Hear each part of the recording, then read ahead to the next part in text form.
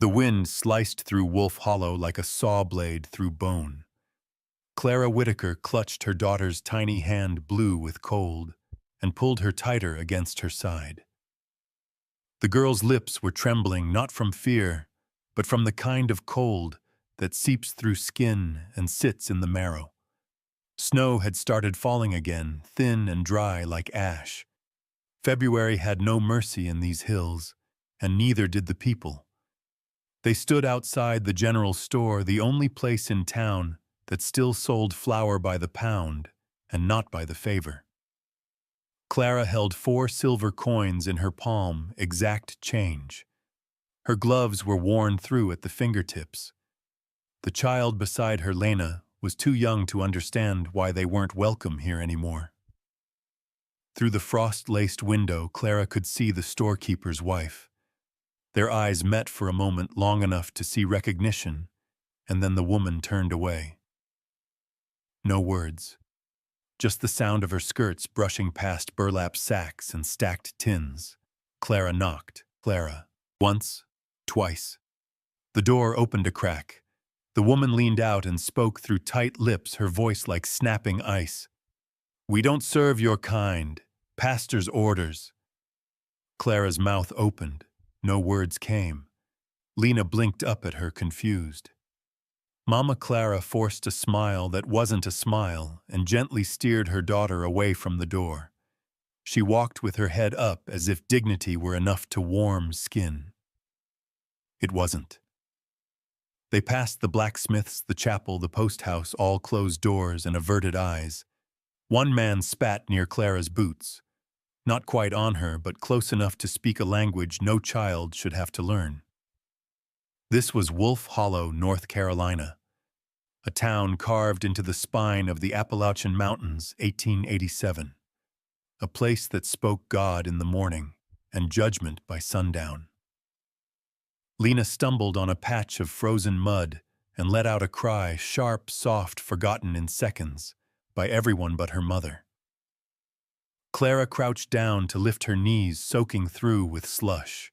She winced, cradling the girl. That's when a voice cuts through the cold, rough, deep, and unfamiliar. "Easy now, little one." Clara jerked her head up. A man stood a few feet away, tall as a pine and rougher than any preacher would bless. Beard, untrimmed coat, patched with fur, and canvas boots thick with trail dust. A wide-brimmed hat shadowed a face lined from weather, not age. A hunting rifle slung over his shoulder. His presence was calm, but not tame. He reached out a hand not toward Clara, but toward Lena. He helped her to her feet, gently brushing snow off her coat. Then he turned to Clara and tipped his hat, nothing more. No smirk, no leer, just acknowledgement. "Name's Zeke Boone. My camp's got fire and coffee if the girl needs warming." Clara's gut tightened. She'd heard promises from men before. They all came with costs. But Lena's lips were blue, and Clara's hands were shaking not from cold, but from the invisible weight of being a mother with nowhere left to go. Clara drew a breath, voice low. "Just warmth. Nothing else." Zeke nodded. Nothing else. 3 words. He didn't offer his story, didn't ask for hers, just turned and began walking past the edge of town where the pines swallowed up the path. She hesitated, then followed. They walked in silence. Behind them the church bell rang noon, each toll like a gavel in a trayorial she hadn't asked for. Ahead of them smoke curled above a small ridge. Zeke's camp was a hollow scraped out between rocks and trees. A low-burning fire, a pot balanced over coals, a bedroll that had seen more ground than any home. He poured black coffee into a tin cup without asking. Clara stood stiff, Lena clung to her legs. "Sit," Zeke said, gesturing. "Ain't no wolves here but me." Lena smiled just a little. It almost broke Clara. The child crouched near the fire, hands stretched out, steam rising from her coat. Clara remained standing. "Are you hungry?" Zeke asked. "We're fine," Clara lied. I didn't ask about pride, ma'am. I asked about hunger. He offered a plate of hardtack and strips of salted venison. Lena devoured hers. Clara picked at hers like it might betray her trust. As the fire crackled and wind howled beyond the ridge, bits of conversation emerged between bites and silences. Zeke asked no questions, but Clara found herself answering unspoken ones. A man had promised her marriage, then vanished. The town had tolerated her until Reverend Pike's last sermon turned tolerance into exile. Zeke didn't flinch, just stirred the fire with a stick. "You got somewhere to be?" he asked. "3 days till my landlord tosses us. After that? No. There's an old place, Patterson Cabin, 5 miles north. Been empty since that family passed 2 winters back. The roof's got holes, but bones are good." Clara shook her head. "Can't afford land. Land's unclaimed. Squatters' rights, maybe. I knew the Patterson boy.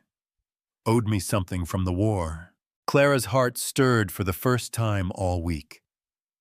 Zeke looked across the fire, not at her, but through something only he could see.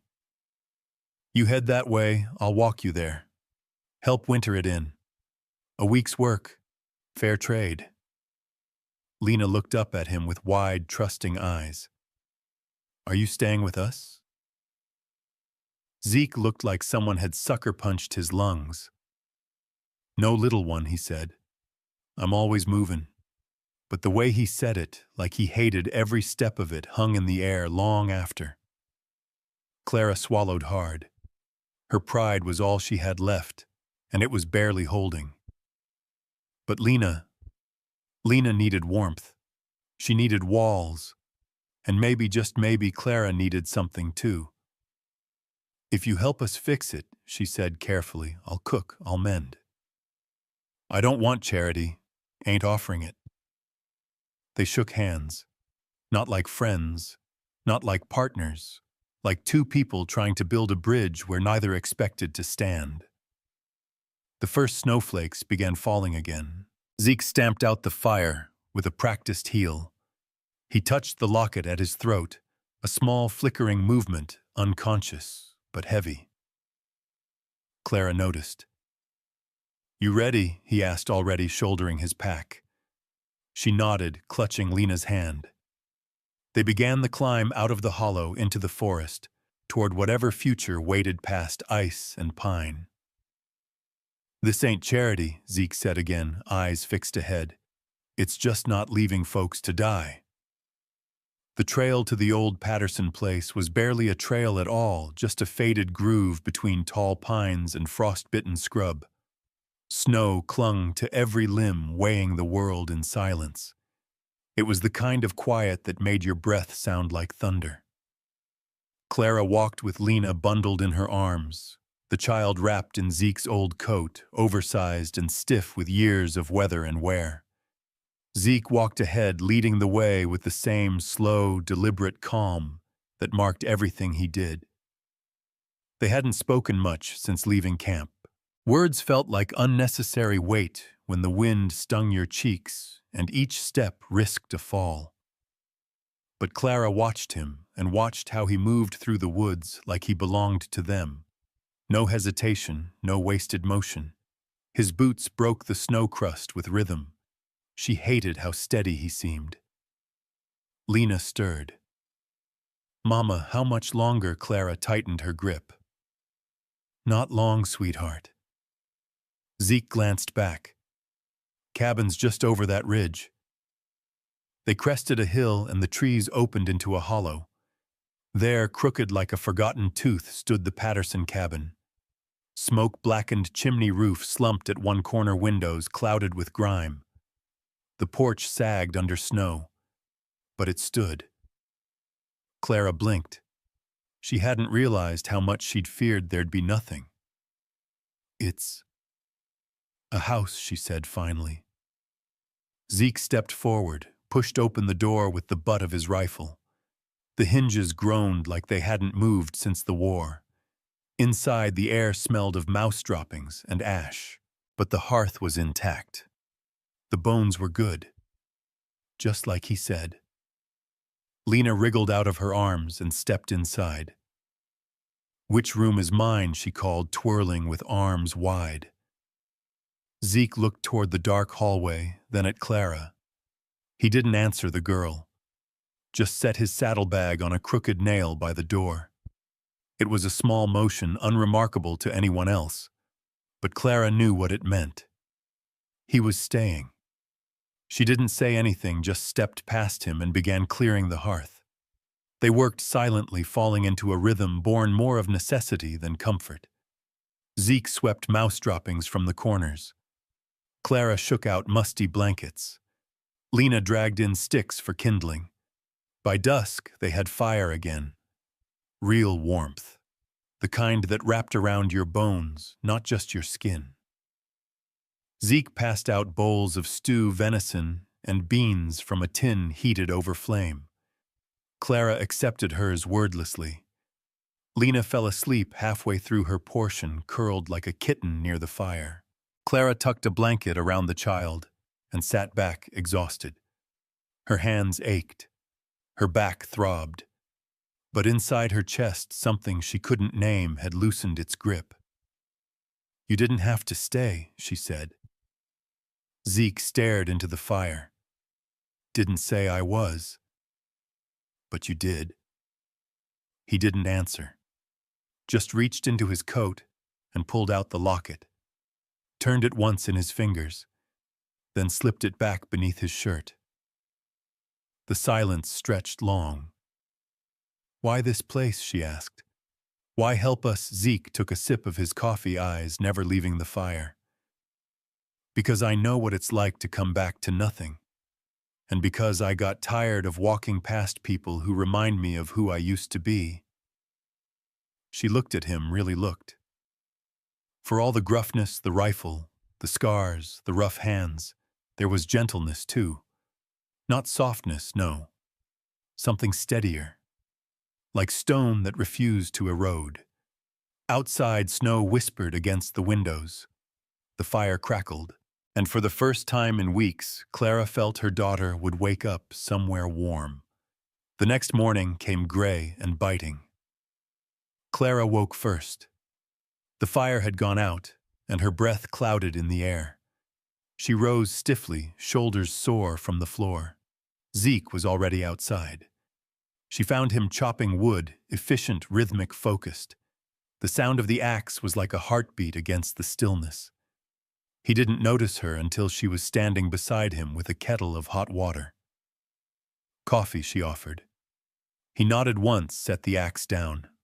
Wiped sweat from his brow with the back of a calloused hand. "How long are you planning to stay?" she asked. He took the cup, sipped. "Long as the roof holds, I reckon." Clara smirked. "It won't. At least not on the east side.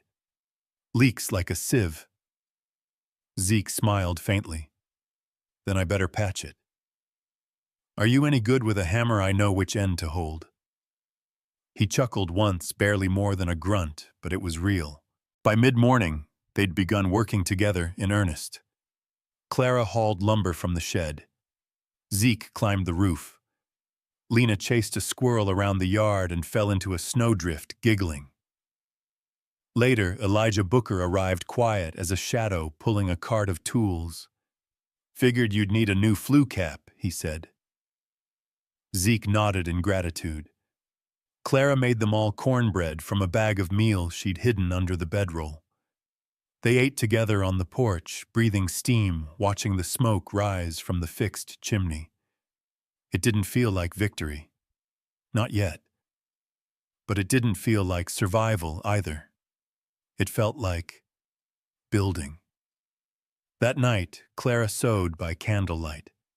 Zeke sat sharpening a blade. Lena colored with charcoal on scrap paper. The silence was peaceful, almost holy. Clara reached for Zeke's coat, torn at the elbow, and began to mend it. Her fingers moved carefully. When she finished the patch, she embroidered 2 letters into the corner. She didn't know why she did it. Maybe to remind herself that some things deserved names. Outside, the wind howled low and lonely, but the walls held. The fire burned steadily, and in the dark, Clara whispered something that surprised even her. "Thank you for not leaving." Zeke didn't look up. He didn't need to. "I ain't good at staying," he said softly, "but I'm trying." That count, Clara looked at her daughter asleep beside them, cheeks warm and pink. It counts. The lamp flickered. Outside, the cold waited. Inside, something else had begun to grow. Not trust. Not yet. But the soil had been tilled. The roots had touched earth. "We'll stay," Clara had said earlier, staring at the broken roof, "until it breaks us, or we break through." And now, as Chapter 3 loomed, so would the past. Because even the strongest walls couldn't keep it out forever. The storm passed, but the cold stayed. Morning crept into the cabin through gaps in the chinking curling around the corners, like a snake hunting warmth. Clara lay awake on the floor beside the fire, listening to the crackle of dying embers and the soft breaths of her sleeping daughter. Lena clutched her handmade doll like it might vanish if she let go. Zeke was already outside chopping kindling again, boots crunching in the snow. It had become a rhythm, him out early, her up next, Lena last. Days had shape now. They were still clawing their way out of survival, but routine helped.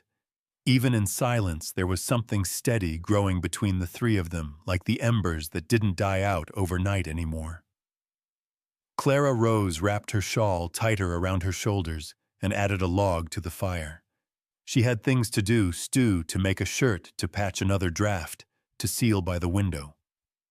But something else was stirring this morning. A restlessness. Later, while Lena colored on the floor with a broken piece of charcoal, Zeke came inside, arms full of chopped wood. He dropped the load beside the hearth and shook off snow like a bear waking from hibernation. "She asked again," Clara said without looking up. Zeke raised a brow. "Lena, she asked if we're staying forever." He didn't answer at first, just removed his coat and hung it by the door. "I told her I don't know what forever means anymore." Zeke crouched by the fire, feeding in smaller sticks. "Most folks don't." Clara sat beside him, knees folded under her. Her eyes were distant. "I used to think I knew who I was," she said. Clara Whitaker, seamstress, daughter of Emmeline and Roy Whitaker. Then they died, and I met a man who said he loved me. Promised marriage. Promised everything. Zeke said nothing, just listened. He left the morning after he found out I was with child. Rode off with a caravan headed west. No note. Just gone. Her voice was steady, but her hands trembled.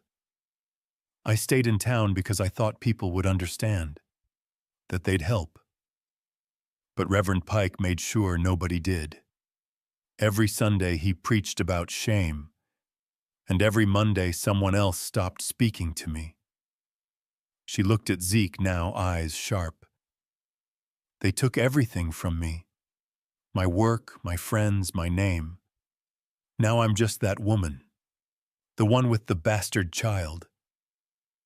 Zeke leaned back, exhaling slowly. You ain't what they say.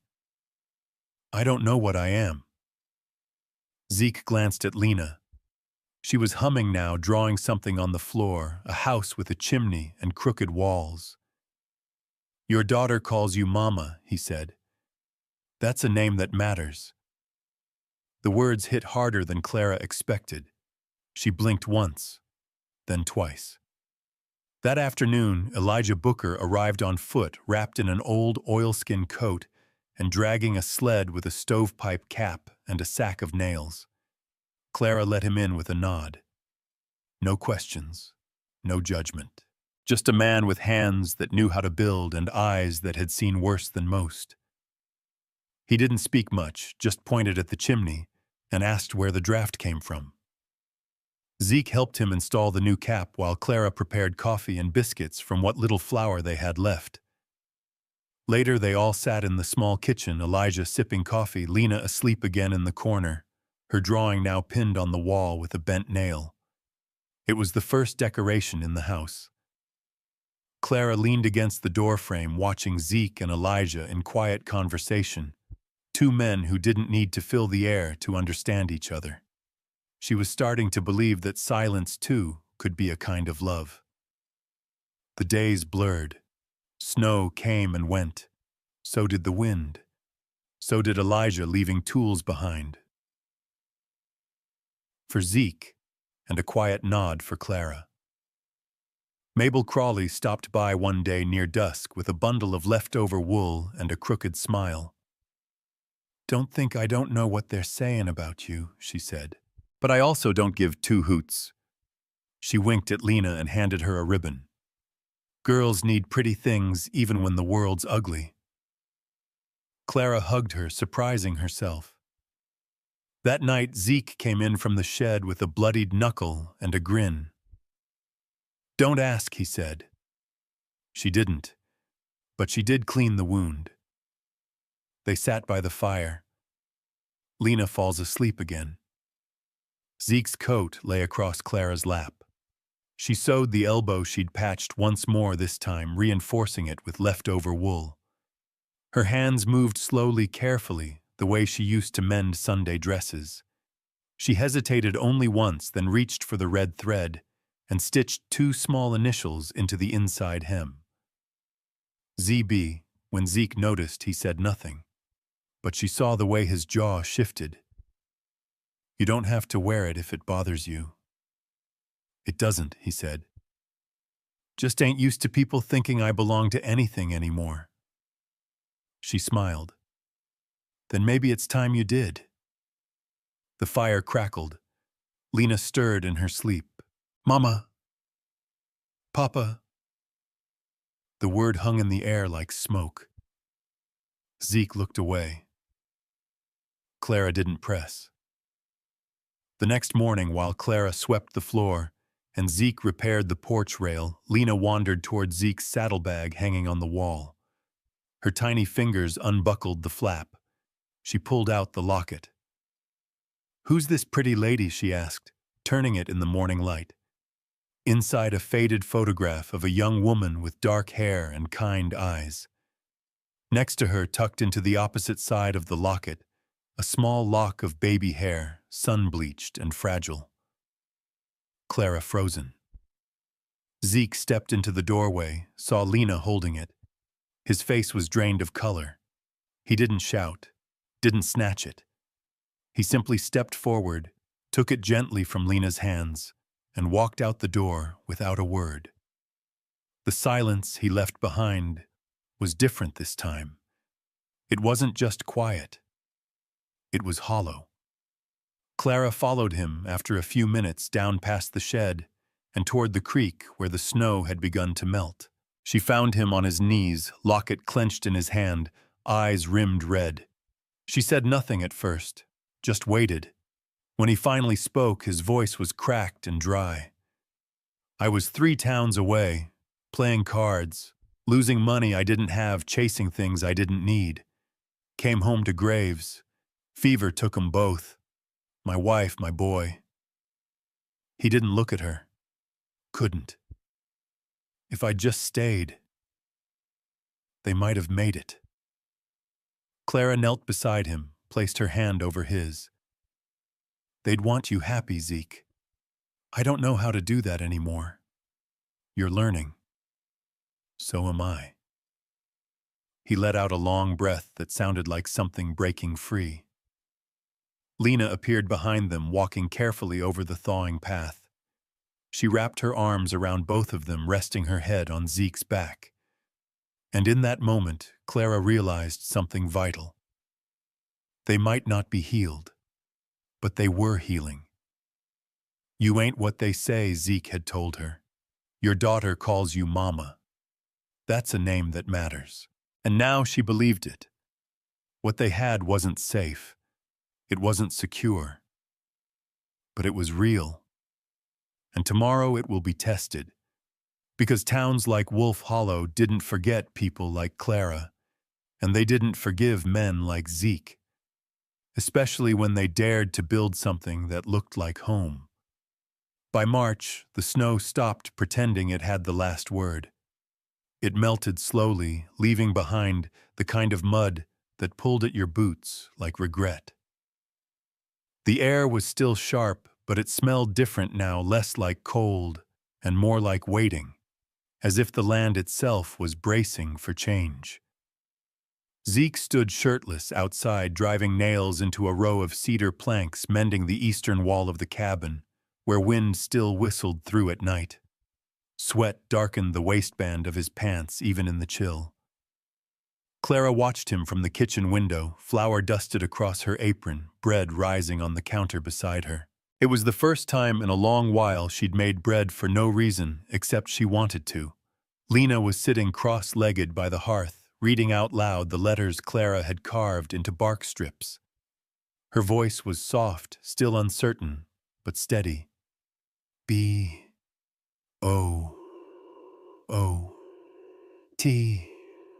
Boot, Clara said gently. That's right, baby. Lena grinned, proud and gap-toothed. Like Uncle Zeke's boots. Clara smiled and her chest pulled tight the way it did lately, whenever joy crept in unexpectedly. She wasn't used to it lasting. That afternoon, Zeke came in cheeks red from wind arms full of saplings. Fence needs building, he muttered. Clara nodded. I'll help. They worked in tandem, her holding the posts, him digging. Lena sat on a rock nearby, humming to herself, braiding clover stems. They planted peas in the softening ground, rows of tiny seeds tucked into the dirt like secrets. Zeke pressed them in with a calloused thumb, then smoothed the earth over gently, almost reverently. Clara watched him, brow furrowed. You act like that dirt might break if you breathe wrong. He didn't look up. A man doesn't plant unless he plans to be around to see it grow. She didn't know what to say to that. The weight of it was too big for words. Later, Clara reached for his coat to mend a torn pocket. Inside, she found a loose button, a cracked tin of tobacco, and tucked into the inner lining, a drawing, childlike but clear. It was Lena's, the cabin, 3 stick figures holding hands, and above them, in crooked letters, home. Her throat tightened. She stitched the pocket, returned the coat, said nothing. That evening, Elijah arrived again, this time with a small crate balanced on his shoulder. Inside, 3 squawking hens and 1 scrappy rooster. Stubborn birds, he said. Figured the girl might like 'em. Lena squealed with delight. Clara invited him to stay for stew. They all ate together on the porch, sun hanging low behind the trees, casting everything gold. Elijah didn't talk much, but when he left he said, You're making something here. Don't let anybody burn it down. Zeke watched him walk off long strides into the dusk. He's right, Clara said. This feels like more than just surviving now. Zeke nodded, eyes on the horizon. Feels like living.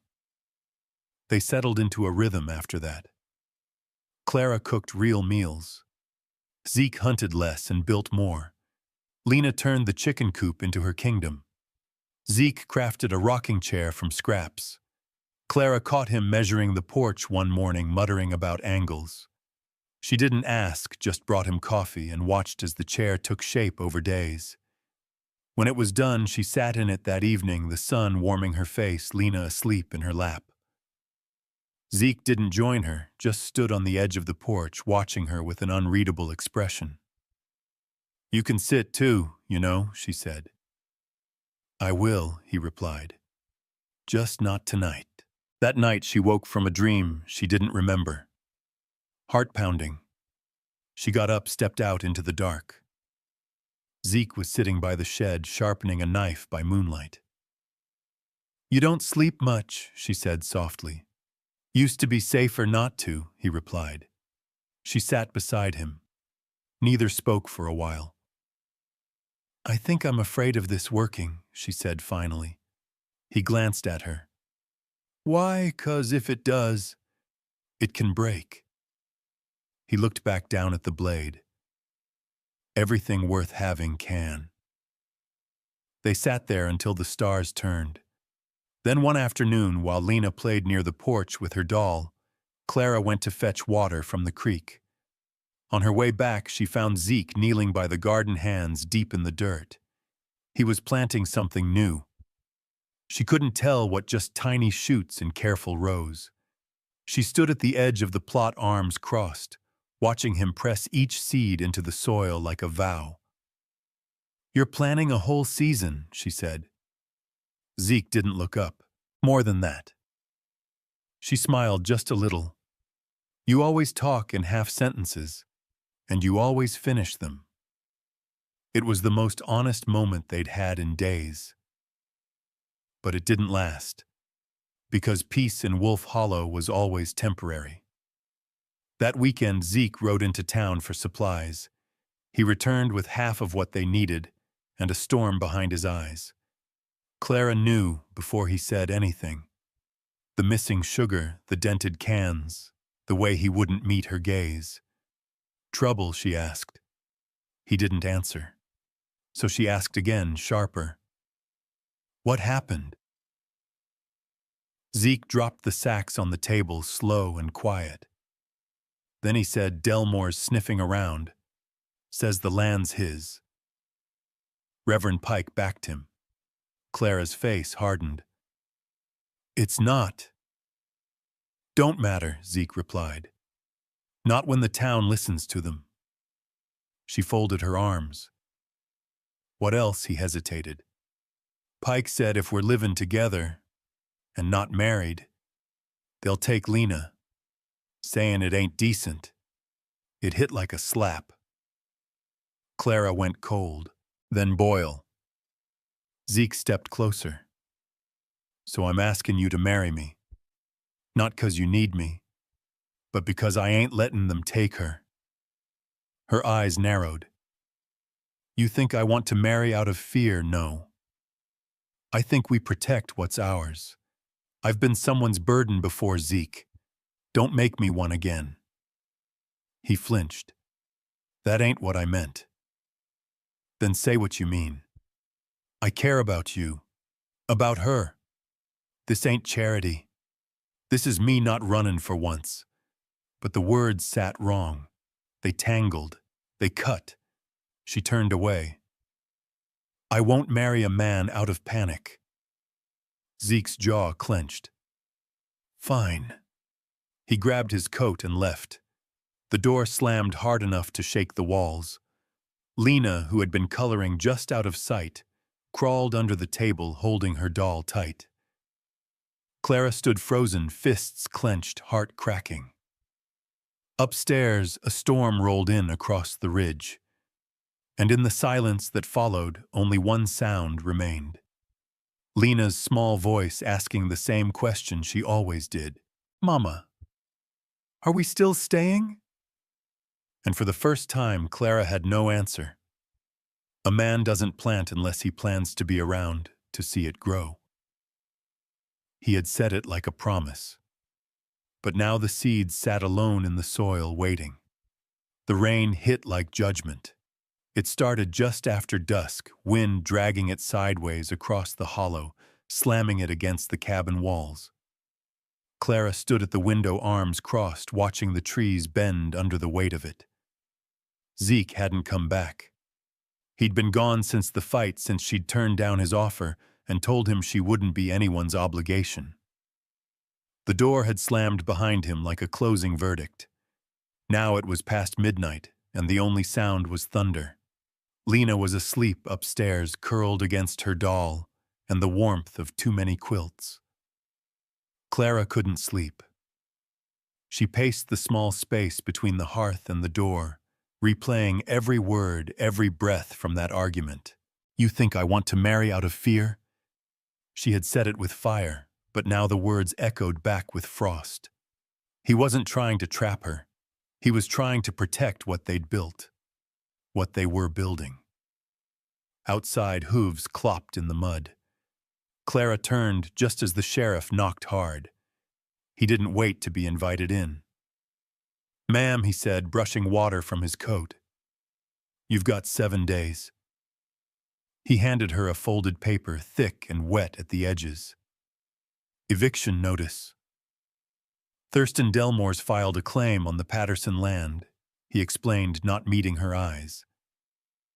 "Says it was never officially passed down. Claims there's a debt owed." Clara's mouth was dry. This land was abandoned. It doesn't matter. He's got lawyers and a judge in Asheville who owe him favors. And what about us, about Lena? He hesitated. "Reverend Pike says this arrangement, you and Boone unwed, it's not fit for a child. They're talking guardianship review." She stepped back like he'd slapped her. "They're going to try and take her," she said, voice trembling. "If you don't leave, maybe," he said. "I'm just doing my job. You should be ashamed." He didn't argue, just tipped his hat and walked back into the storm. Clara stood alone in the cabin's center paper, trembling in her hand. She looked around at the rocking chair Zeke built at Lena's charcoal drawings tacked onto the wall at the bread she'd baked that morning, cooling untouched on the shelf. Everything they'd built, every nail, every stitch, was under threat. She dropped the notice into the fire. It curled and blackened, but it didn't stop her hands from shaking. Lena's voice came from the stairwell. "Mama, where will we go?" Clara's mouth opened, but no sound came. Zeke sat alone in the back of the saloon, staring at the glass of whiskey he hadn't touched. Rain pounded the roof like war drums. He was soaked, shoulders hunched, the locket heavy in his pocket. He had walked halfway to the ridge before turning toward town, fists clenched the whole time. Old instincts stirred anger, violence, the kind that fixed nothing, but felt good for a moment. Delmore had stood outside the general store, smug and dry, under a wide hat. Pastor Pike beside him, lips pursed like he could already taste victory. "You got no claim," Delmore said loud enough for the crowd. "You're squatting on land that doesn't belong to you. You and that woman. You're a scandal. That child deserves better." Zeke's hand twitched near his belt. His body remembered faster than his mind did. But something stopped him. Not fear. Lena's face. Clara's hands in dough. The garden rose. The sound of her saying his name like it wasn't a warning. So he turned and walked away. Now he sat here unsure whether to drink or break the glass. The bartender, a wiry man named Jules who had known Zeke from another life, finally spoke. "Are you planning to drink that or throw it?" Zeke didn't answer. Jules leaned in. "I heard what Delmore's doing. Man like that thinks he owns everything." Zeke's jaw clenched. "Maybe he does." "No," Jules said. "He owns what men like you let him own. You go out there swinging, you give him what he wants. A reason to make you look like a threat." Zeke's hand loosened. Just slightly. Then what he asked. "Let him take it all, no?" Jules said again. "You stay. You fight smart. And you let that little girl remember you not as a man who ran or broke things, but as the one who stayed." The words landed harder than a punch. Zeke saw himself in the bar mirror, wet, tired fists unclenched, still breathing. He left the whiskey untouched. And he walked into the rain. When Zeke returned the next morning, the storm had broken. The sky was pale and swollen with light. Clara was on the porch, her eyes red, arms wrapped around herself. Lena was inside, still sleeping. Zeke didn't speak. Neither did she. They stared at each other, both holding the same quiet question. "Are we still in this?" Clara broke first. I'm sorry, she said, for how I spoke. I wasn't rejecting you. I reject being a problem again. Zeke stepped up the porch, his boots heavy with mud. I asked wrong. I made it sound like fixing something instead of choosing someone. She looked up at him. So choose me. Not for safety. Not for land. Choose me because you want to. He nodded, voice cracking. I do. And Lena. He glanced toward the door. She's already mine. I just haven't earned the name yet. Clara's eyes welled. He reached for her hands. She didn't pull away. They're going to fight harder now, she whispered. Let them, he said. We're not alone anymore. Families stand together. Behind them, the door creaked open. Lena blinked into the morning light. She saw their hands, saw their faces, and her smile broke the clouds. Zeke knelt beside her. Hey, little one. She threw her arms around his neck. Papa! The words stunned him. But he didn't correct her. He just held her close. They went inside. The cabin was still theirs for now, but they had work to do. Zeke had one more card to play.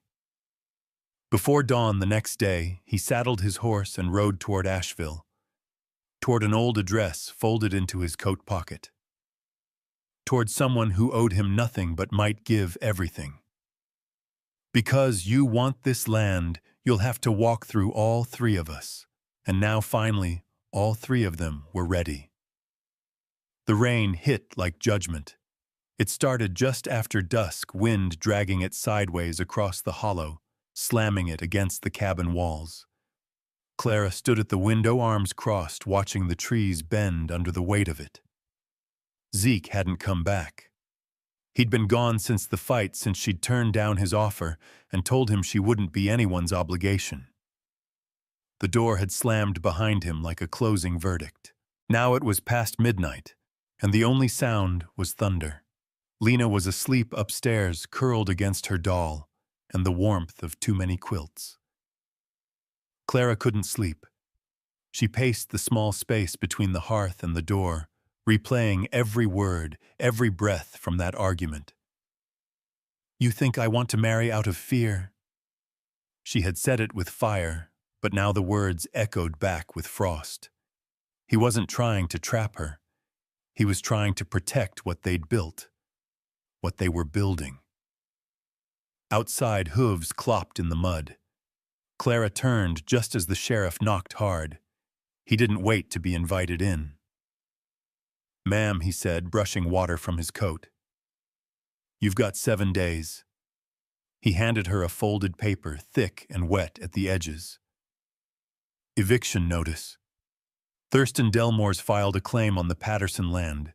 He explained, not meeting her eyes. Says it was never officially passed down. Claims there's a debt owed. Clara's mouth was dry. This land was abandoned. It doesn't matter. He's got lawyers and a judge in Asheville who owe him favors. And what about us, about Lena? He hesitated. Reverend Pike says this arrangement, you and Boone unwed, it's not fit for a child. They're talking guardianship review. She stepped back like he'd slapped her. They're going to try and take her, she said, voice trembling. If you don't leave, maybe, he said. I'm just doing my job. You should be ashamed. He didn't argue, just tipped his hat and walked back into the storm. Clara stood alone in the cabin's center paper, trembling in her hand. She looked around at the rocking chair Zeke built, at Lena's charcoal drawings, tacked onto the wall, at the bread she'd baked that morning, cooling untouched on the shelf. Everything they'd built, every nail, every stitch, was under threat. She dropped the notice into the fire.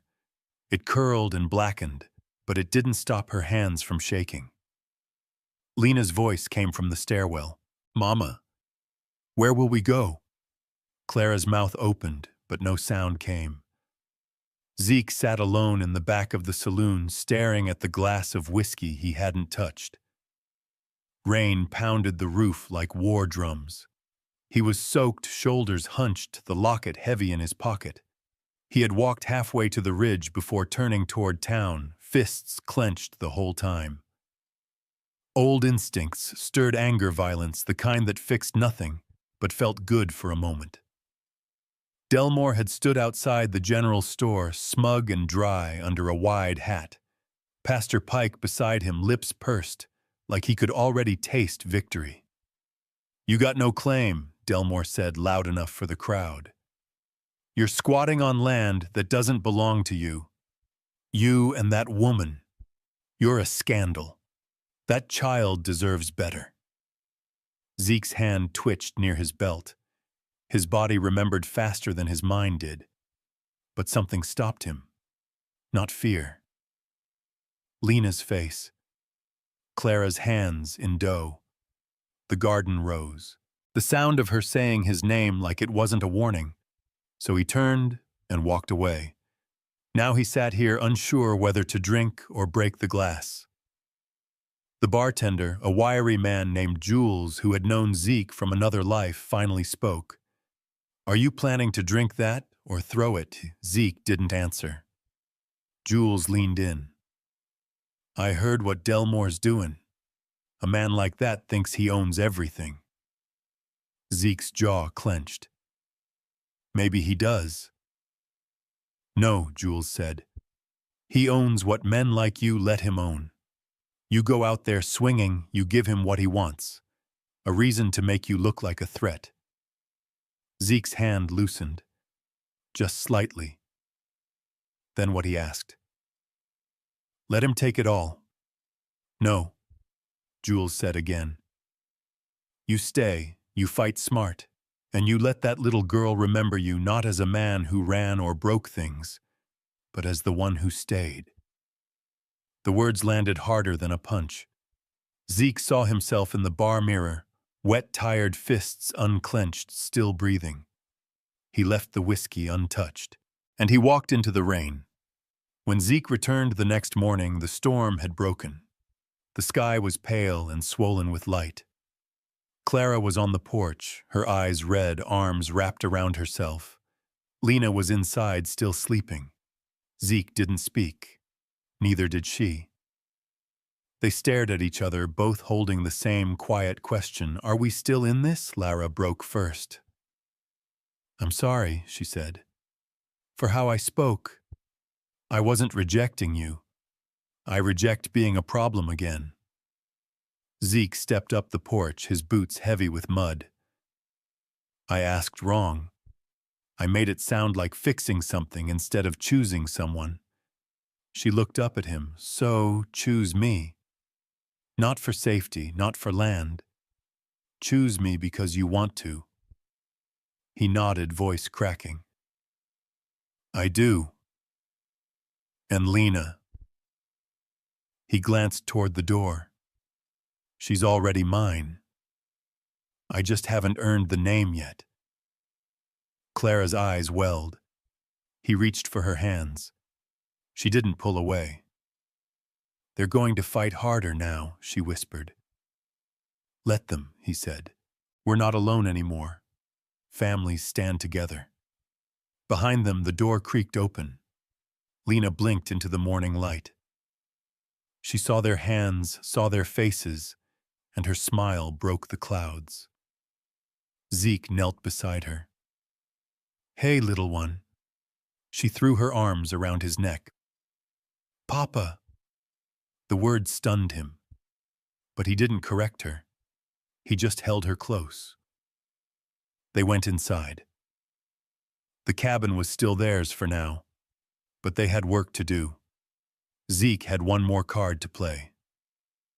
Before dawn the next day, he saddled his horse and rode toward Asheville, toward an old address folded into his coat pocket, toward someone who owed him nothing but might give everything. "Because you want this land, you'll have to walk through all three of us." And now finally, all three of them were ready. The bell above High Hollow Church rang like it always did, measured righteous, loud enough to remind even the birds who held dominion over Sunday. Clara smoothed the wrinkles from her skirt with trembling fingers. Lena stood beside her in a homespun dress and the blue ribbon. Mabel had gifted her boots polished to a shine that had taken Clara most of Saturday. Zeke stood on the other side, coat buttoned collar, sharp, his jaw tight as stone. They were walking down Main Street like they owned it, and in a way they did. Every step was a declaration. We're not hiding anymore. Windows shuttered one by one as they passed. Voices hushed behind doors. Eyes watched from slits in curtains. Clara didn't flinch. Zeke didn't speak. Lena hummed softly under her breath, holding both their hands like she had no idea what this day meant. But she did. She had been there when the cabin shook with silence, when the fire burned low and no one moved to rekindle it. She had felt the fear. They're almost leaving. And now she was part of the stay.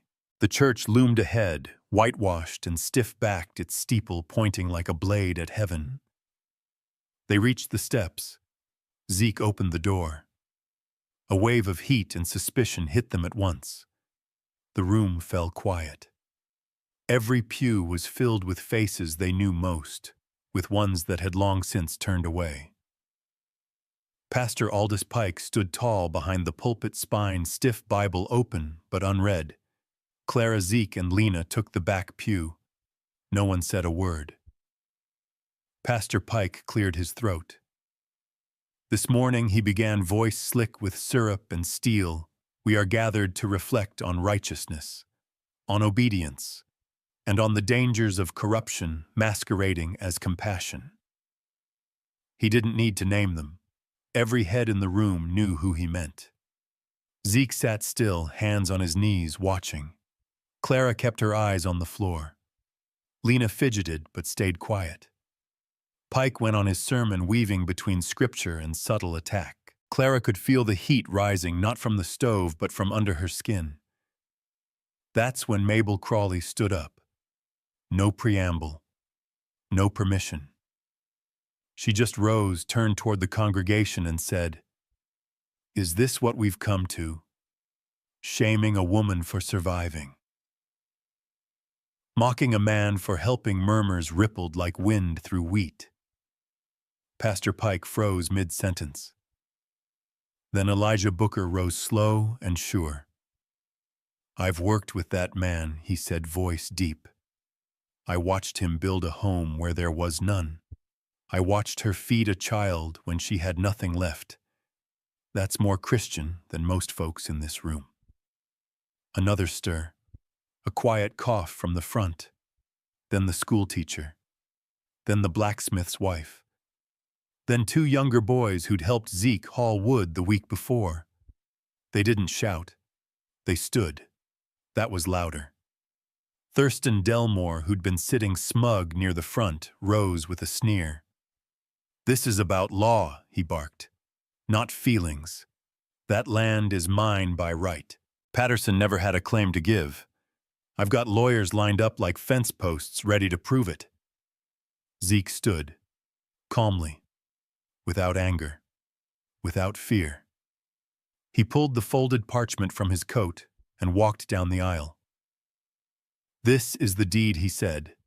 "Signed, witnessed, and dated. Thomas Patterson gave it to me. For saving his life at Shiloh. I buried him. I kept my end." He handed it to the sheriff, who read it slowly. The sheriff, decent but often quiet, cleared his throat and spoke louder than anyone had ever heard him. "It's legal. It's binding. Delmore, you have no claim." Thurston stepped forward, fists clenched. "You siding with them," the sheriff didn't back down. "I'm siding with the law, and if you threaten this family again, I'll jail you myself." A gasp. Someone clapped once, then stopped. But the mood had shifted. Pastor Pike's mouth opened and closed like a fish on dry land. He tried to speak again, but the words didn't come. Clara stood now too, her voice steady and clear. "We didn't come here to fight," she said. "We came to pray, to belong, to show our daughter what home looks like. And if that's not welcome here, then maybe this isn't the house of God after all." Silence. Then Mabel whispered, "Amen." And this time others followed. Not an embrace, not forgiveness, but something closer to respect. As the service ended, they didn't rush. They walked out the same way they came in together, deliberate, unafraid. The sun hit their faces like a benediction. Outside, Clara let out a breath she hadn't realized she'd been holding since the night Zeke walked away.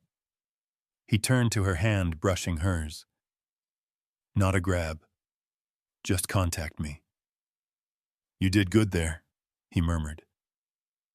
She looked at Lena, who was skipping ahead, chasing light with her arms outstretched like wings. "We all did," Clara said. The townsfolk exited slowly, uncertain. Some nodded. One man tipped his hat. A few women looked away, but none spit, none sneered. That was a start. Back at the cabin, the chickens were pecking in the dirt like nothing had changed. Smoke rose from the chimney. A pie cooled on the sill.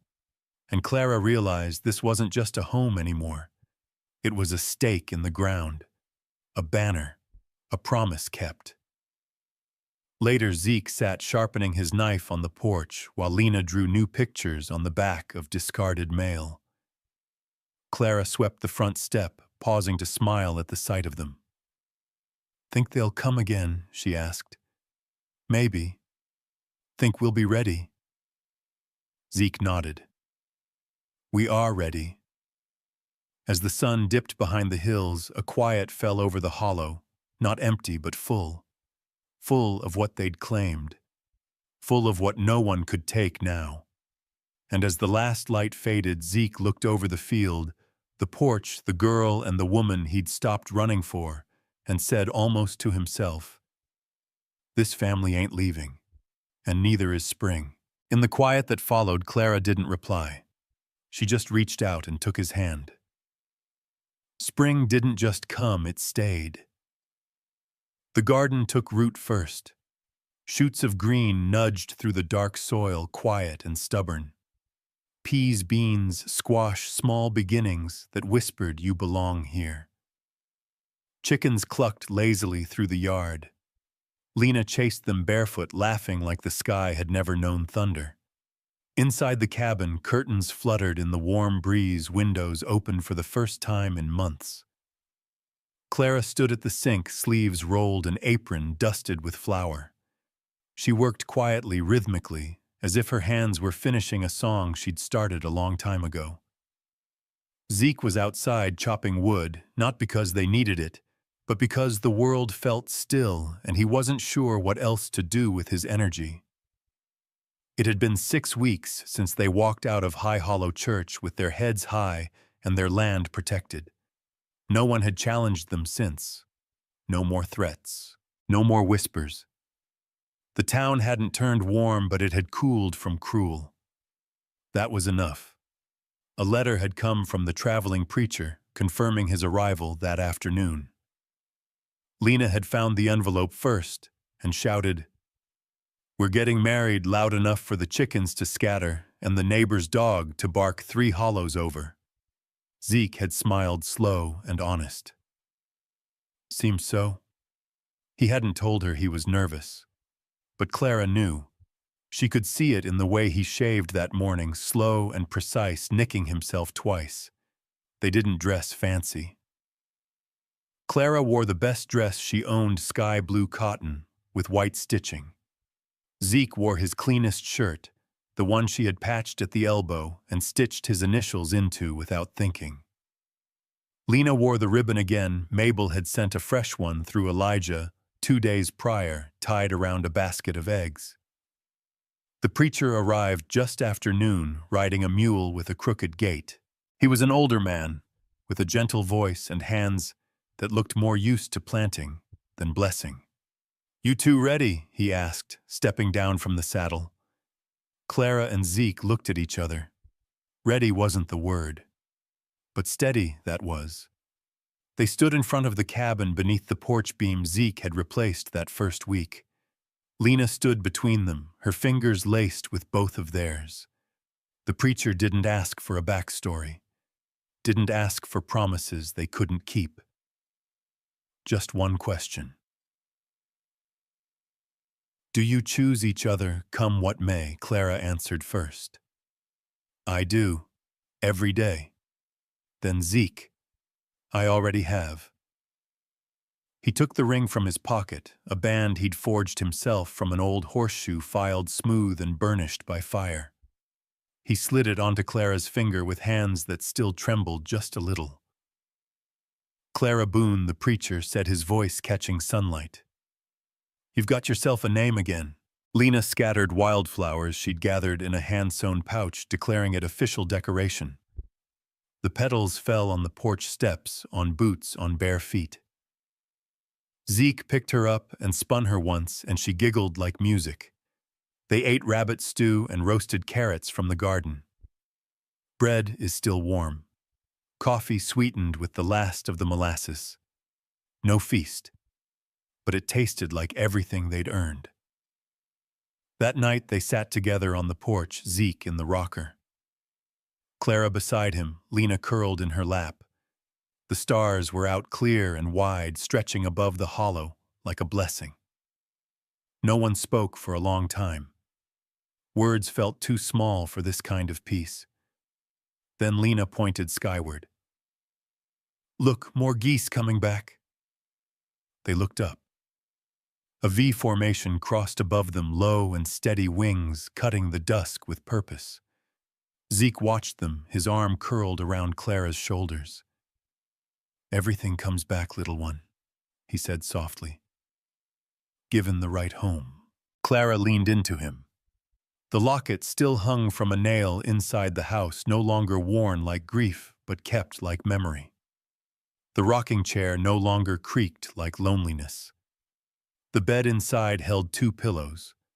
The hearth burned slow and steady. What they had now wasn't perfect, but it was theirs.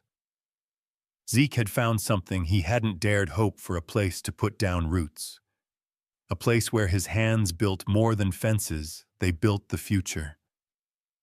Clara had something too, a name she chose, a life she shaped, and a love not born of rescue, but of respect. And Lena, well, she had what most children only dream of. A family who stayed, not for duty, not from fear, but because they wanted to. And that was the kind of love that didn't just survive the winter, it blossomed after it. The porch light burned into the night, soft and golden. Inside the garden kept growing, and Wolf Hollow, once a place of exile, had become something else entirely. Home.